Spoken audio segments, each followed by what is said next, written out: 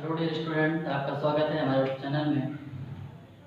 हम यहाँ पर देखेंगे स्टील। कल थोड़ा सा हम देखे थे या स्टील स्ट्रक्चर केवल हम सेमेस्टर एग्जाम को ध्यान में रखते हुए बना रहे हैं।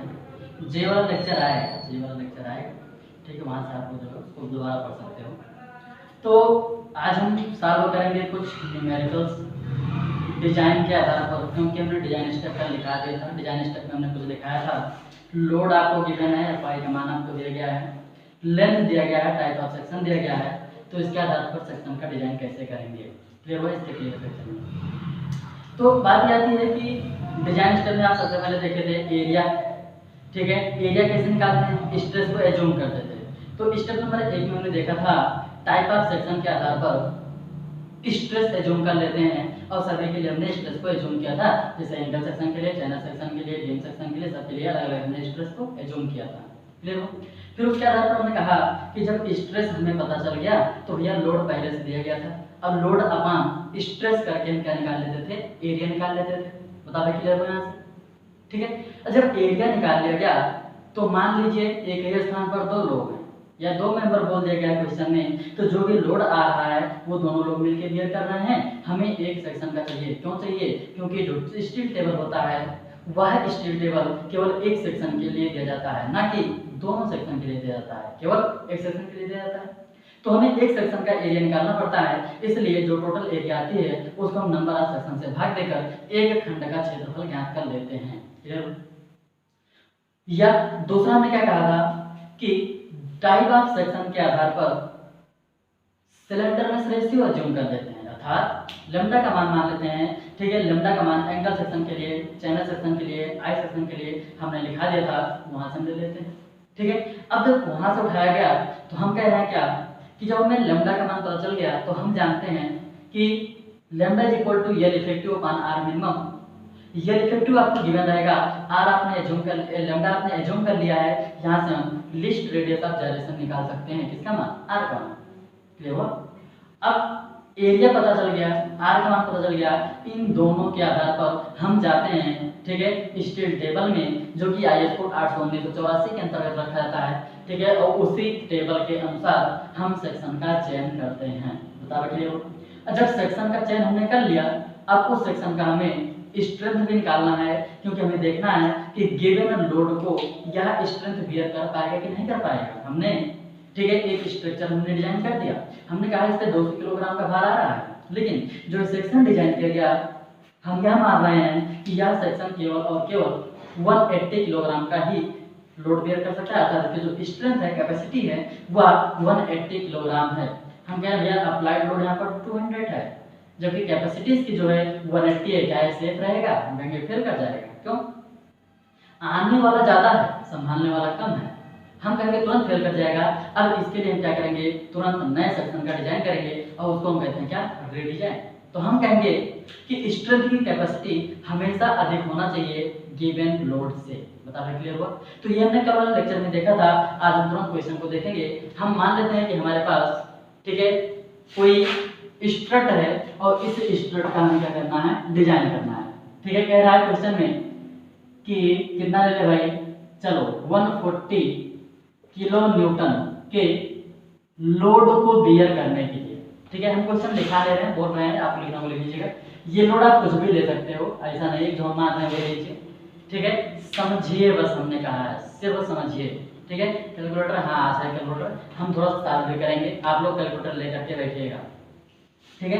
140 किलोमीटर के लोड को बियर करने के लिए एक एंगल सेक्शन का अभिकल्पन कीजिए या डिजाइन कीजिए, ठीक है। एंगल सेक्शन का अभिकल्पन कीजिए, ठीक है।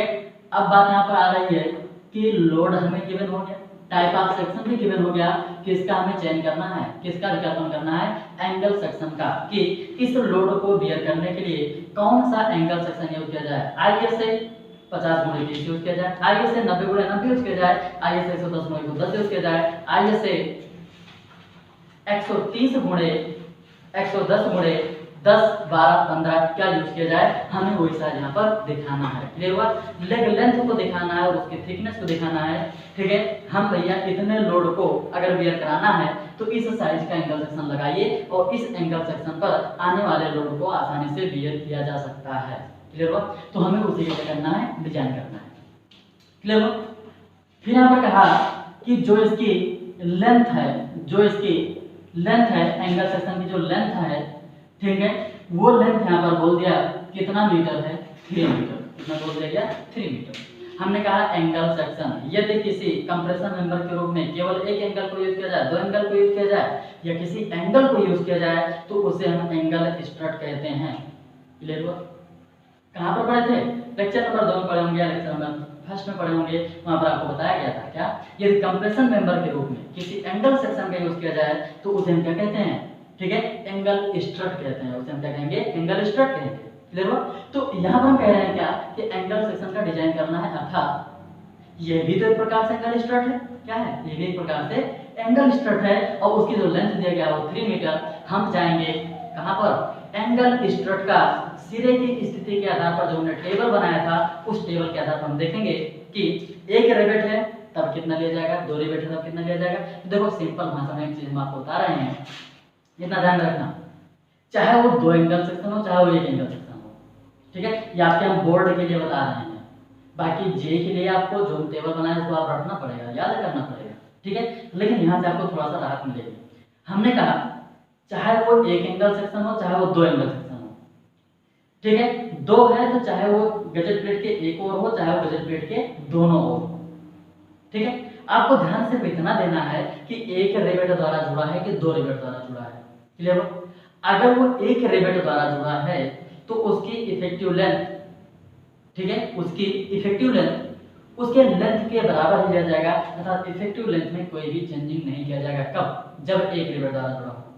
और जब दो रिवेट द्वारा या दो से अधिक रिवेट द्वारा या बेल्ट द्वारा जुड़ा हो तो उसकी इफेक्टिव लेंथ 0.85 ली जाती है। क्लियर हुआ? यहाँ से आपको आसानी मिल जाएगी बोर्ड के लिए।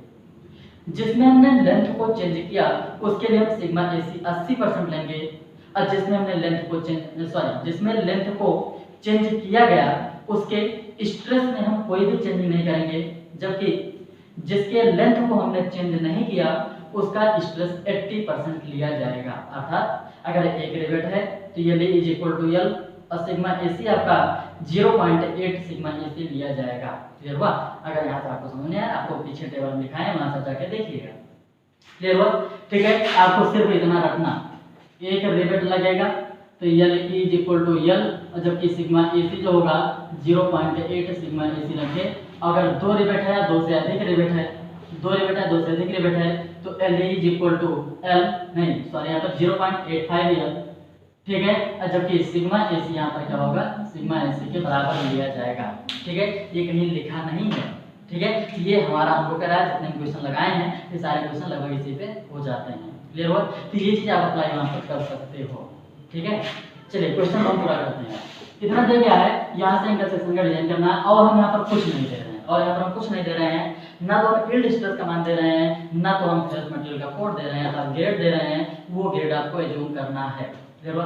तो हमने स्टील स्ट्रक्चर के स्टार्टिंग में बता दिया था आपको कि यदि स्टील का ग्रेड न दिया जाए तो हम सामान्यतः माइल्ड स्टील को लेकर चलते हैं। क्लियर हुआ? माइल्ड स्टील को लेकर क्यों चलते हैं भाई? हमने कहा खिड़की बनाना है, ठीक है, अब जो भी स्ट्रक्चर है उसको पीटोगे, पीटने के बाद बेंड करोगे, हो सकता है काटना भी पड़ जाए। ठीक है, अगर कहीं पर ठीक है इस प्रकार से आर्क बनाना है तो उसको पीट कर बेंड भी करना पड़ेगा। तो ऐसे स्थानों में हम कहेंगे कि चाहे वो दरवाजा हो, चाहे वो विंडो हो, चाहे वो वेंटिलेटर हो, चाहे आपका चेयर हो, कुछ भी हो स्टील का, उस पे सामान्यतः चोट मारा जाता है, बेंड किया जाता है, सर्कुलर भी करने की जरूरत पड़ सकती है। ठीक है, तो ऐसे लिए हम क्या करते हैं वहां पर, ठीक है, रॉड आयरन का यूज करते हैं या आप ऐसे कहो माइल्ड स्टील का यूज करते हैं। क्लियर हुआ? तो हम मान लेंगे कि यहाँ पर जो Fy होगा, Fy वो हम कितना ले लेंगे, यहाँ पर 250 ले लेते हैं। क्लियर हुआ? यहाँ पर नहीं दिया गया है कि कितने रिवेट द्वारा जोड़ा गया है, हम एक रिवेट मान के चलेंगे। अगर नहीं दिया गया है तो आप मान लीजिए कि एक रिवेट द्वारा हम जोड़ रहे हैं। बताओ क्लियर हो? इतना समझ में आया कि नहीं? क्वेश्चन समझ में आया कि नहीं आया? 140 किलोग्राम या 140 किलो न्यूटन के लोड को बेयर करने हेतु एक एंगल सेक्शन का डिजाइन कीजिए, जबकि सेक्शन की लंबाई 3 मीटर है। जबकि सेक्शन की लंबाई कितना है? 3 मीटर है। क्वेश्चन आपको क्लियर हो गया है? ठीक है, क्वेश्चन क्लियर हो गया है तो हम जो है कैलकुलेटर उठा लिए हैं और आप भी जो है अपना कैलकुलेटर उठाइए और डायरेक्ट यहाँ पर क्या सॉल्व करना स्टार्ट। ठीक है, सबसे पहला काम क्या है, स्ट्रेस एज्यूम करते हैं। सबसे पहला काम क्या है यहाँ पर, ठीक है, पहला स्टेप क्या है, स्ट्रेस एज्यूम करते हैं। ठीक है, और जब स्ट्रेस एज्यूम करेंगे हम कहेंगे एंगल सेक्शन के लिए कितना लेते हैं 80 न्यूटन पर एमएम स्क्वायर। ठीक है, आई सेक्शन के लिए कितना लेते हैं 100 न्यूटन पर एमएम स्क्वायर, जबकि चैनल सेक्शन के लिए जो लेता है वह ले जाता है 130 से 140, कितना ले जाता है 130 टू 140 न्यूटन पर एमएम स्क्वायर। बता रखिए। तो सेक्शन कौन सा है हमारा, ठीक है, एंगल सेक्शन है। हम इन सभी को मिटा दे रहे हैं और हम केवल मान लेंगे कि जो सिग्मा एसी आपका है, जो सिग्मा एसी हो हमारा कितना दिया गया है 80 न्यूटन पर एमएम स्क्वायर। ये एज्यूम किया गया है, एक्चुअल में नहीं है, ये हमारा क्या है एज्यूम किया गया है। क्लियर हुआ। फिर स्टेप नंबर हाँ या दूसरा हम कहेंगे क्या कि सिलेंडरनेस रेशियो भी क्या करते हैं एज्यूम कर लेते हैं, सिलेंडरनेस रेशियो भी एज्यूम कर लेते हैं, सिलेंडरनेस रेशियो भी एज्यूम कर लेते हैं। ठीक है, और ये सिलेंडरनेस रेशियो का मान क्या होगा, तो हम कहेंगे एंगल सेक्शन के लिए, ठीक है, एंगल सेक्शन के लिए जो लैम्डा का मान होता है वो होता है कितना यहाँ पर 100। क्लियर हुआ भाई। देखो हम कल लिखा है उसको आप जाकर देखिएगा। एंगल सेक्शन के लिए 100, एंगल सेक्शन के लिए 100 होगा, बीम सेक्शन के लिए 80 होगा, जबकि ठीक है चैनल सेक्शन के लिए ठीक है 40 लिया जाता है। क्लियर हुआ, वहां जाकर देख सकते हो। अब देखो यहाँ पर स्टेप नंबर 2 की बात करते हैं। अगर स्टेप नंबर 2 की हम बात करेंगे तो हमने कहा कि सबसे पहली जो प्राथमिकता देते हैं वह एरिया को हम देते हैं। ठीक है, सबसे पहली जो प्राथमिकता देते हैं हमारा किसको होता है एरिया को, क्योंकि एरिया के आधार पर किया गया डिजाइन आपका इकोनॉमिकल होता है। परंतु ठीक है यहाँ ट्रायल एंड एरर मेथड होता है, तो हम कहेंगे कि इसमें आप काफी प्रयास करना पड़ता है, काफी बार रिडिजाइन करना पड़ता है, तब जाकर के सेफ होता है। तो आपके सेमेस्टर एग्जाम के लिए ठीक है तरीका आपका है, केवल आपको दिखाना है सेफ है कि नहीं है। इकोनॉमिकल की बात यहाँ पर हम बहुत कम करते हैं, ठीक है, क्योंकि वहाँ पर आपके पास टाइम नहीं रहता है। जब आप कहीं पर साइट पर जाएंगे तो साइट पर आपको ठीक है एरिया के आधार पर डिजाइन करना पड़ेगा, वो भी प्लास्टिक एनालिसिस के अंतर्गत करते हैं। हम यहाँ पर इलास्टिक पढ़ा रहे हैं। ठीक है, चलिए देखते हैं स्टेप नंबर 2 की हम बात करेंगे। तो स्टेप नंबर 2 में हम कहेंगे क्या, ठीक है एरिया कैलकुलेट करते हैं, एरिया कैलकुलेट करते हैं, एरिया कैलकुलेट करते हैं। और एरिया कैलकुलेट कैसे करेंगे, तो हम कहेंगे क्या area is equal to load upon stress. बता भाई जानते हैं हम यहाँ से कहेंगे जो लोड है, लोड कितना आ रहा था 140 किलो न्यूटन, इसके आप न्यूटन में चेंज कर लीजिए। ठीक है, इतना अब बटे हमने कर दिया। ठीक है, स्ट्रेस का मान कितना हमने माना है, हम कहेंगे 80। ठीक है, इसको हमने न्यूटन में क्यों किया, क्योंकि यहाँ पर स्ट्रेस आपका न्यूटन पर मीटर स्क्वायर है, इसलिए हमने इसको क्या किया न्यूटन में चेंज कर लिया, इसको भी न्यूटन में कर लिया। दोनों को काट पीट दीजिए, यहाँ से आपका एरिया का मान मिल जाएगा। ठीक है, 140 अपॉन कितना है 80 इज इक्वल टू, यहाँ पर हम देखेंगे तो यहाँ से आपको मिलेगा ठीक है 1750। यहाँ पर आपको क्या मिलेगा एरिया का मान 1750 mm स्क्वायर। आप लोग कैलकुलेटर उठाइए, साथ में चलिए। ठीक है, तुरंत जैसे हम इधर कर रहे हैं वैसे आप तुरंत फटाक से कीजिए उठान पे। एरिया का मान मिल गया। यहाँ पर हम देख रहे हैं कि यदि नंबर ऑफ सेक्शन अधिक है तब तो हम भाग करेंगे, लेकिन यहाँ पर एक एंगल सेक्शन की बात कर रहा था, किसकी बात कर रहा था एक एंगल सेक्शन की बात कर रहा था, इसलिए हम एक एंगल सेक्शन की बात करेंगे यहाँ पर। क्लियर हुआ। अगर एक एंगल सेक्शन की बात करेंगे तो हम कहेंगे यहाँ पर भाग देने की जरूरत नहीं है, यहाँ पर भाग देने की जरूरत नहीं है। ठीक है, जो हमें एरिया मिला है वो एरिया कितना मिल गया 1750। हम अलग इसलिए लिख रहे हैं क्योंकि व्हाइट बोर्ड है छोटा, हमें अभी क्वेश्चन को लगाएंगे मिटाना भी पड़ेगा। क्लियर हुआ। और छोटा लिख देते हैं तो आपको दिखाई नहीं पड़ता है। चलिए इतना हो गया। अब इसका हम क्या करेंगे या एरिया के बाद हम और क्या करते हैं, हम कहेंगे कि लिस्ट रेडियस आप डायरेक्शन भी याद कर लेते हैं, दूसरे स्टेप में ही है। ठीक है, या चूंकि हम जानते हैं lambda is equal to L effective upon r minimum. Angle section है, एक रिवेट मान के आपको चलना है। जब एक रिवेट मान के चलेंगे तो एल पी का मान यल के बराबर होगा और यल आपका जो ऊपर दिया गया था 3 मीटर। ठीक है, अर्थात यहाँ से हम बात करेंगे आर मिनिमम का और यहाँ से आपका मिलेगा ठीक है 3 मीटर mm में हमने कर लिया। लैम्डा का मान एंगल सेक्शन के लिए 100 होता है, काट पीट दीजिए और यहाँ पर कितना आ गया है 30 mm। आर मिनिमम का मान कितना आ गया है 30 mm। अब बात आती है आर मिनिमम है क्या, एंगल सेक्शन है, ठीक है। एक्स वाई वी तीनों में देखिए जिसका मान कम होगा वही लिया जाएगा, लेकिन आर वी वी कहां पर देखा जाएगा, जहां पर एक एंगल सेक्शन हो, जहां पर एक से अधिक सेक्शन होगा वी को हम छोड़ देते हैं, आर एक्स और आर वाई में जो कम रहेगा उसको हम लेकर के चलते हैं। बताओ क्लियर हो, ठीक है। अब देखो एरिया भी आपका मिल गया है, आर का मान भी मिल गया है, आर मिनिमम का मान मिल गया है, कितना है वो आपका 30। बताओ क्लियर हो। अब हम क्या करेंगे, ठीक है, स्टेप नंबर थर्ड, जो भी स्टेप हो अपना बढ़ाइए। स्टेप नंबर थर्ड की हम बात करेंगे, समझाएंगे क्या, एरिया के आधार पर स्टील टेबल से सेक्शन का चयन करते हैं। स्टेप नंबर जो भी है, ठीक है, बढ़ाइएगा। एरिया के आधार पर स्टील टेबल से सेक्शन का चयन करते हैं। एरिया के आधार पर क्यों करेंगे, ठीक है, हमने कहा एरिया के आधार पर आपका इकोनॉमिकल सेक्शन प्राप्त होता है, ठीक है। ये आपका जो एरिया प्राप्त होता है वो आपका था रिक्वायर्ड एरिया, इतनी जरूरत है, ठीक है। ये हमारा क्या था, इतनी जरूरत है कि इतना एरिया से कम अगर रहेगा फेल कर जाएगा, इससे ज्यादा होना चाहिए तो यहाँ पर सेफ रहेगा, ठीक है। तो हम कहेंगे क्या कि एरिया उठाइए, चलिए स्टील टेबल अपना खोल लीजिए, चाहे इक्वल एंगल सेक्शन ले लीजिए चाहे अनइक्वल ले लीजिए, हम यहाँ पर इक्वल लेकर के सॉल्व कर रहे हैं, ठीक है। वहाँ पर आप स्वतंत्र हो, चाहे ले लीजिए चाहे अनइक्वल चाहे इक्वल। हाँ, तो हम देखेंगे क्या कि टेबल अपना खोलिए और टेबल में आपको, ठीक है, पहले नंबर पे डिजाइन दिख रहा होगा, डिजाइन एक्शन मतलब कि वहाँ पर आपका ISA, ठीक है, 50-50 है, 55-55 है, 60-60 है, 65-65 मतलब हमने इक्वल एंगल सेक्शन को लिया है। सेकंड में जाएंगे तो उसकी थिकनेस दिख रहा है, ठीक है। थर्ड पे जाएंगे सेक्शनल एरिया दिख रहा है, हमें एरिया के आधार पर ही सेक्शन का चयन करना है, और जो एरिया यहाँ पर ले गया वो ले गया 1750। चलिए ढूंढ डालिए, ठीक है, ढूंढिए 1750 एरिया कहाँ पर मिल रहा है, ठीक है। इससे कम रहेगा फेल कर जाएगा, क्योंकि ये इसके लिए आवश्यक है, इससे कम नहीं होना चाहिए, ठीक है, उससे ज्यादा होना चाहिए। 1750 हमने ढूंढ लिया और कहीं नहीं मिला है, ठीक है, लेकिन हमें 1781 मिल रहा है। कहाँ पर, ISA 80 गुणे 80 गुणे 12 mm। बताओ ये हुआ 80 और 12 mm मिल रहा है। हम यहाँ पर लिखेंगे क्या, ठीक है, स्टेप नंबर 3, एरिया के आधार पर सेक्शन का चयन करते हैं, और फिर सेक्शन का चयन हमने किया ISA 80 गुणे 80 अर्थात 18 to 18 to 12, ठीक है, ये सेक्शन हमने यहाँ पर चयन किया है। क्लियर हुआ।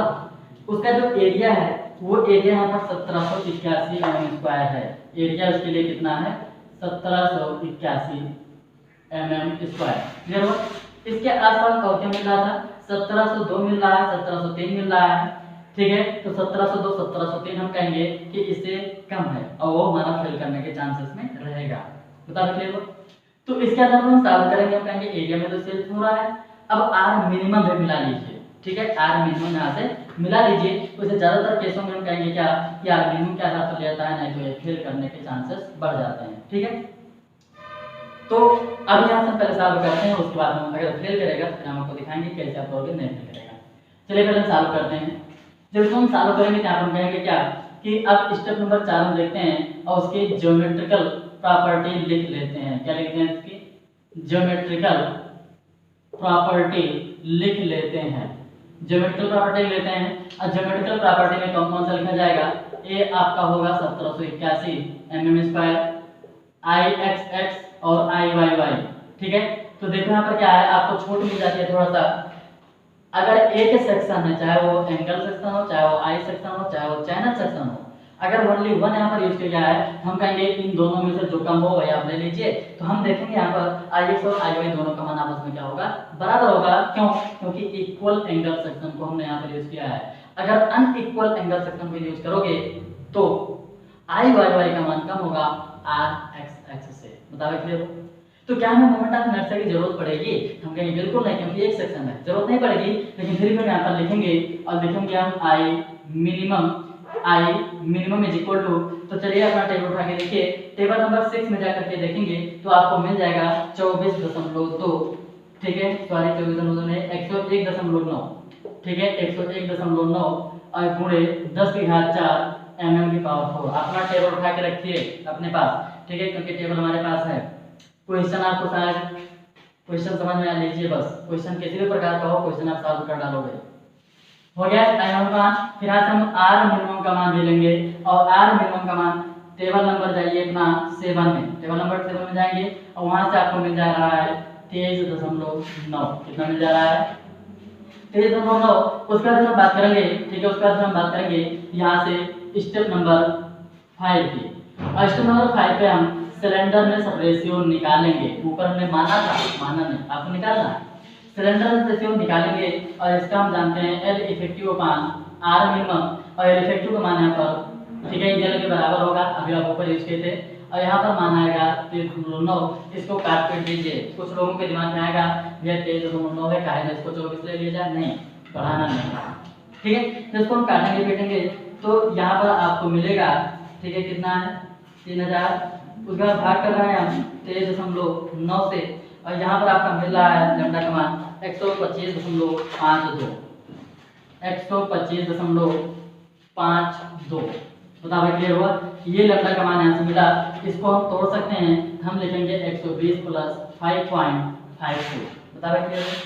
ठीक है। इसके बाद हम क्या करेंगे, अब हम दूसरा टेबल अपना उठाएंगे, दूसरा टेबल अपना उठाएंगे, और वो दूसरा टेबल कौन सा होगा आपका, ठीक है, जहां से हम उसका मान निकालते हैं, इसका भाई, ठीक है, लैम्डा के आधार पर सिग्मा एसी का मान, लैम्डा के आधार पर सिग्मा एसी का जो मान निकालते हैं वहां पर हम जाकर के चेक करेंगे। अपना खोलिए, ठीक है, जो भी बुक हो अपना, वहां पर देखेंगे तो सबसे पहले इधर लैम्डा का मान दिखा होगा, ठीक है। उसके बाद एफवाई का मान दिया गया होगा। एफवाई में आपका 230, 240, 250, 260 इस प्रकार से दिए होंगे। क्लियर हुआ? आपको कहाँ से देखना है, तो लैम्डा में देखेंगे 10-10 का अंतर होगा, 10, 20, 30, 40, 50, 60 इस प्रकार से बढ़ते हुए आगे की ओर जा रहा है। और लैम्डा अर्थात सिलेंडर रेशियो और स्ट्रेस के बीच में कर्व देखा था कि जब लैम्डा का मान बढ़ रहा है तो स्ट्रेस का मान कम होगा। तो आप यहाँ उठा करके देखिएगा, ठीक है। हम किसके किसके बीच देखेंगे, 120 और 130 के बीच देखेंगे। 120 यहाँ पर हमारा क्या मिल रहा है, 120 को हम देखेंगे तो 120 पे, ठीक है, एफवाई 250 हम देख रहे हैं और उसका मान 64 दिया गया है, ठीक है।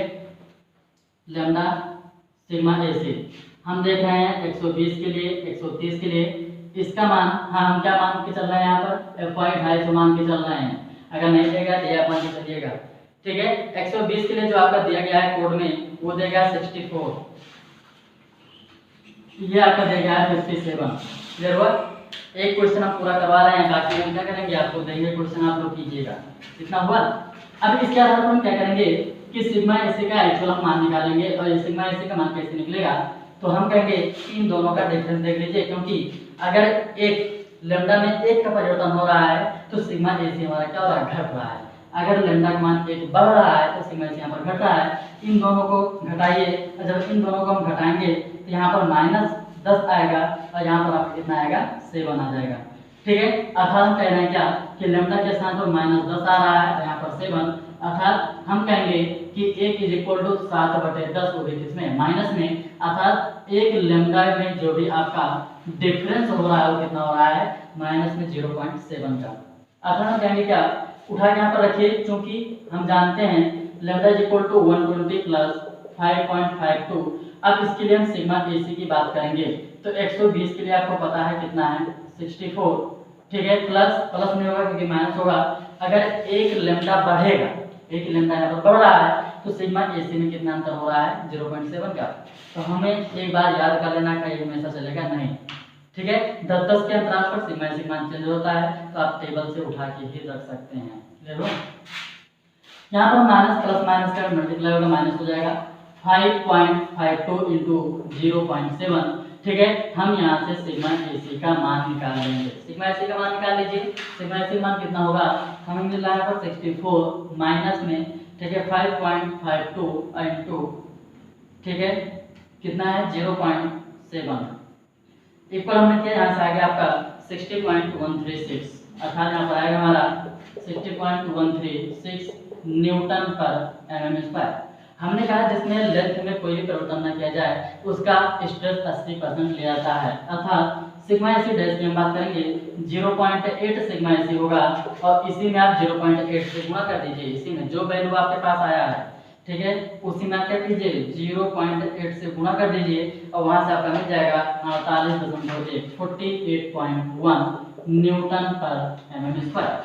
हम यहाँ से स्ट्रेंथ की बात करेंगे, जो भी स्टेप अपना बढ़ाइएगा, हम यहाँ पर स्ट्रेंथ की बात करेंगे, और स्ट्रेंथ इज इक्वल टू आपका मिलेगा क्या, ठीक है, लिख लीजिए भाई, स्ट्रेंथ ठीक है। P इज इक्वल टू जो आपको मिलेगा वो मिलेगा area into stress, area into stress. और एरिया आपको पता है, ठीक है, जो आपने टेबल से लिया है, क्योंकि उसी सेक्शन का आप डिजाइन कर रहे हो, उसी सेक्शन का डिजाइन कर रहे हो, तो वही एरिया हम रखेंगे 1781 और गुणे यहाँ पर जो स्ट्रेस है 48.1, ठीक है। इसको हम गुणा करके चेक करेंगे क्या यहाँ सेफ है कि नहीं है, ठीक है।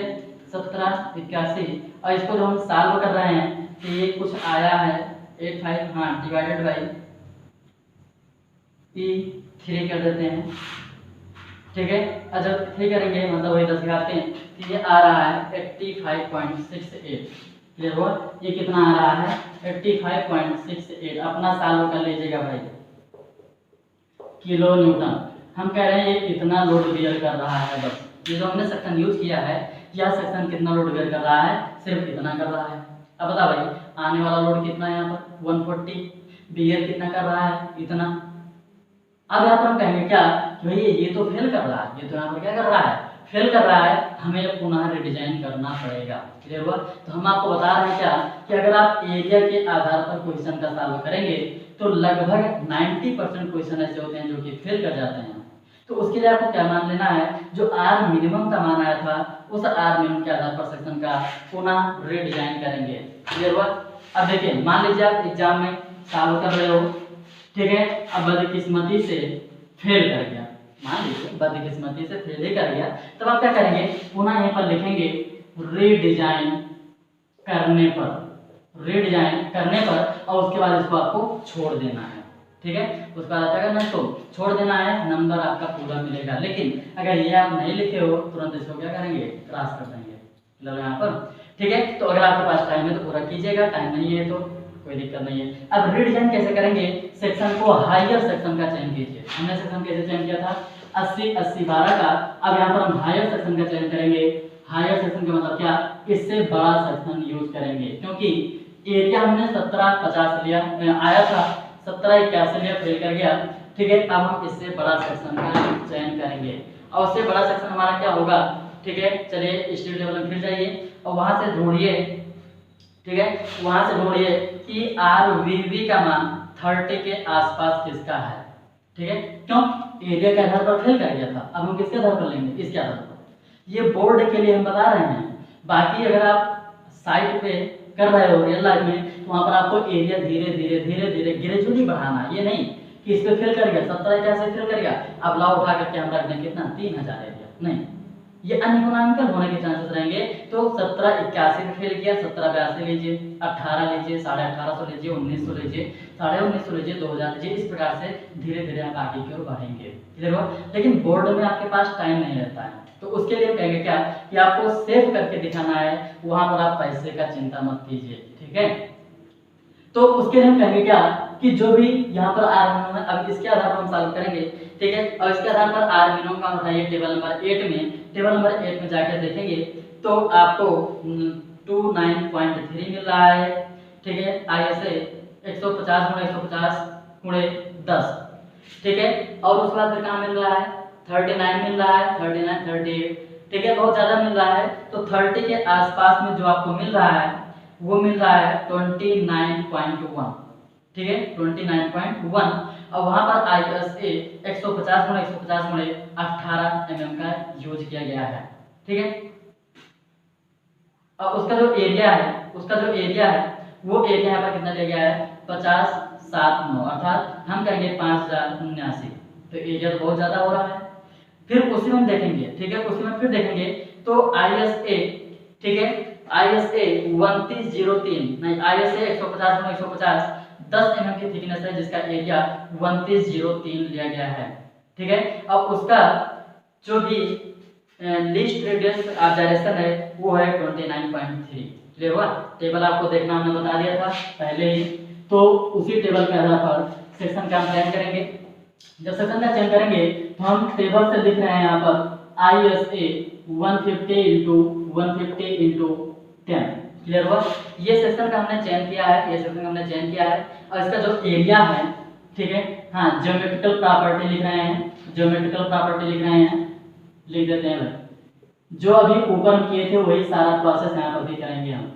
ज्योमेट्रिकल प्रॉपर्टी लिख लेते हैं। जब ज्योमेट्रिकल प्रॉपर्टी लिखेंगे तो सबसे पहले हम एरिया की बात करेंगे, और एरिया यहाँ पर दिया गया है कितना है, ठीक है 2903 इतना mm² एरिया है। आर मिनिमम का जो मान यहाँ पर दिया गया है, एक एंगल सेक्शन है, वन एंगल सेक्शन है, इसलिए हम आर वी की बात करेंगे। अगर दो होता तो आर एस और आर वाई की बात करते। क्लियर हुआ? तो एक सेक्शन एक एंगल सेक्शन है, इसलिए हम आर वी की बात करेंगे। और आर वी में आपको मिला है, ठीक है 29.3 mm। क्लियर हुआ? आर की जरूरत नहीं पड़ेगी, हम तुरंत यहाँ पर डिजाइन करना स्टार्ट कर देते हैं, और यहाँ पर हम निकालेंगे किसका मान, लैम्डा का यल इफेक्टिव का आर मिनिमम। यल इफेक्टिव का मान 3000 जो लिए थे, हम रीडिजाइन कर रहे हैं, ठीक है। अगर आप रीडिजाइन से बचना चाहते हो तो एरिया के साथ साथ इस आर को भी देखकर चलिए, इसके जो नजदीकतम वैल्यू में होगा वही आपने घटे सॉल्व कीजिएगा, वहां से हमारा क्या होगा, सेफ हो जाएगा हमेशा। ठीक है, अब यहाँ समझ में नहीं आएगा, क्वेश्चन लगाओगे फंसोगे तब आपको समझ में आएगा। ठीक है, क्वेश्चन लगाइएगा। R1 का मान रखेंगे 29.3, और जब हम इसको सॉल्व करते हैं, जब इसको हम सॉल्व करेंगे तो यहाँ से आपका मिलेगा, ठीक है 29.3, और यहाँ से मिल रहा है 102.38, लैम्डा इज इक्वल टू 102.38 अर्थात 100 प्लस 2.38 मुताबिक। क्लियर? ठीक है, अब इसके बाद हमें किसका मान निकालना है, ठीक है, तो हम कहेंगे इसके बाद हमें निकालना है सिग्मा AC का मान। कहाँ से? टेबल से। टेबल उठाइए भाई, कहाँ पर है टेबल?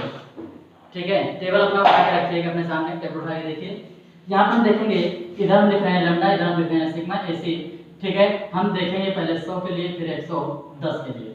ठीक है, लैम्डा 100 के लिए अगर हम बात करेंगे तो वहां पर आपका मिल रहा है 80, और इसके लिए मिल रहा है 72। FI 250 को हमने लिया है, हम एक लैम्डा के अंतराल पर देखेंगे तो यहाँ पर जो अंतर आएगा वो आएगा माइनस में 0.8। ठीक है, अब ये वैल्यू उठा के हम ऊपर रखेंगे, ये वैल्यू को ऊपर उठा के रखेंगे, और फिर वहां से हम चेक करेंगे। भाई हमने एरिया मिटा दिया है, आप लोग देखते रहिए तो कौन सा एरिया है। यहाँ से देखेंगे तो लैम्डा इज इक्वल टू, ठीक है, क्योंकि लैम्डा इज इक्वल टू कितना आया था भाई, 102.38। ठीक है, 100 प्लस 2.38, और यहाँ पर हम सिग्मा AC की बात करेंगे, ये आएगा आपका 72 नहीं भाई, 100 के लिए कितना है 80, 80 माइनस 2.38 और इंटू में 0.8। देखो यहाँ सिग्मा AC का मान निकाल लीजिए, और जब सिग्मा AC का मान निकालेंगे यहाँ से मिलेगा आपका 80 माइनस 2.38 इंटू में 0.8। क्लियर हुआ? जब सॉल्व होगा तो ये आएगा आपका 78.096। सिग्मा AC मान आपको जो आ रहा है 78.096। ठीक है, न्यूटन पर mm²। ठीक है, हम जानते हैं सिग्मा AC का मान 0.8 सिग्मा AC लिया जाएगा। क्यों लिया जाएगा? क्योंकि हमने कहा कि जहां पर लेंथ चेंज नहीं होती है वहां पर सिग्मा AC 80% लिया जाता है, और इसके आधार पर हम कहेंगे कि P का मान निकाला जाएगा तो एरिया और इनटू सिग्मा AC डैश करेंगे। क्लियर हुआ? एरिया का मान आप ले लीजिएगा जो आप यहाँ इस सेक्शन के लिए माने थे, नहीं मानना है, जो इस सेक्शन के लिए स्टेट लेवल से आपको मिला है। सॉल्व करेंगे यहाँ से, ठीक है 0.8 हमने किया, 62.47 आ रहा है। ठीक है, 62.47, ठीक है इतना आ रहा है न्यूटन पर स्क्वायर। अब वही एरिया से आप गुणा कर लीजिएगा। ठीक है, एरिया से आप गुणा कर लीजिएगा, एरिया का 2903 शायद था। ठीक है, देख लीजिएगा जो भी एरिया है। ठीक है, यहाँ पर एरिया जो आपका है क्यूब उठा के देखिएगा 2903 ले गया है, सिग्मा AC आपका जो है आपका 62.47 ले गया है। जब इसको आप गुणा करेंगे तो P का मान आपका आएगा यहाँ पर, ठीक है कितना आएगा 181.37 आया है। ठीक है, किलो न्यूटन में आया है। हम यहाँ पर देख रहे हैं page greater than given load, अतः डिजाइन आपकी क्या रहेगी यहाँ पर, सेफ रहेगी। ठीक है, अगर हम बात करें यहाँ पर बात करें कि आपको एग्जाम में कैसे सॉल्व करना है, तो एग्जाम में आप इसी के आधार पर सॉल्व कीजिएगा, एरिया और लिस्ट रेडियस ऑफ डायरेक्शन के आधार पर सॉल्व कीजिएगा। बता सकते हो अगर दो सेक्शन होता तब क्या होता? ठीक है, प्रोसेस वही चलेगा, प्रोसेस पूरा वही आपका चलेगा। ठीक है, बस एरिया में 2 से हम भाग कर देंगे, एक खंड का एरिया निकल जाएगा, और आर में भी हम प्रोसेस करेंगे, 2 से भाग करेंगे, एक खंड का आर का मान आ जाएगा। अब एक एक सेक्शन के आधार पर हम क्यों बात कर रहे हैं, हम एक क्यों बात कर रहे हैं, दोनों को क्यों नहीं सॉल्व कर सकते हैं। हम कहेंगे जो स्किल डेवलप का है वह एक सेक्शन के लिए रहता है, ना कि 2 सेक्शन के लिए। तो इस प्रकार से हम कहेंगे क्या कि जो भी 2 सेक्शन के लिए होगा वहां पर हमें एक का निकालना है, 3 सेक्शन है तो भी हमें एक का निकालना है, 4 है तो भी हमें एक का ही निकालना है। क्लियर हुआ। तो इस प्रकार से हम एक सेक्शन का निकालेंगे, ज्योमेट्रिकल प्रॉपर्टी लिखेंगे, पूरा सॉल्व करेंगे और अंत में स्ट्रेंथ निकाल करके 2 से क्या करेंगे, गुणा कर देंगे। फिर हम देखेंगे क्या है स्ट्रेंथ दिए गए लोड से अधिक है कि कम है, अगर कम रहेगा फेल, अधिक हो गया तो सेव। बताओ क्लियर हुआ। तो हम ये मानते हैं कि आप इस क्वेश्चन को आप सॉल्व कर डालेंगे। ठीक है, पूरा प्रोसेस अपना वही रखिए, सारे क्वेश्चन सॉल्व हो जाएंगे, कोई दिक्कत नहीं है यहाँ पर। ठीक है, सारे क्वेश्चन आपके सॉल्व हो जाएंगे। अब देखिए यहाँ पर थोड़ा सा बात कर लेते हैं। चलिए क्वेश्चन अभी आपको हम कल और लगवा देते हैं। ठीक है, तो हम इसको यहाँ पर रोकना है, पहले क्वेश्चन आपका हम लगवा देंगे डिजाइन का ही। ठीक है, उसके बाद फिर आपका लेसिंग स्टार्ट करेंगे, बैटिंग स्टार्ट करेंगे। ठीक है, अगर आपका कोई क्वेश्चन फंस रहा है उसको हमें जो है व्हाट्सअप कीजिएगा, हम आपको बताएंगे। क्लियर हुआ। Thank you.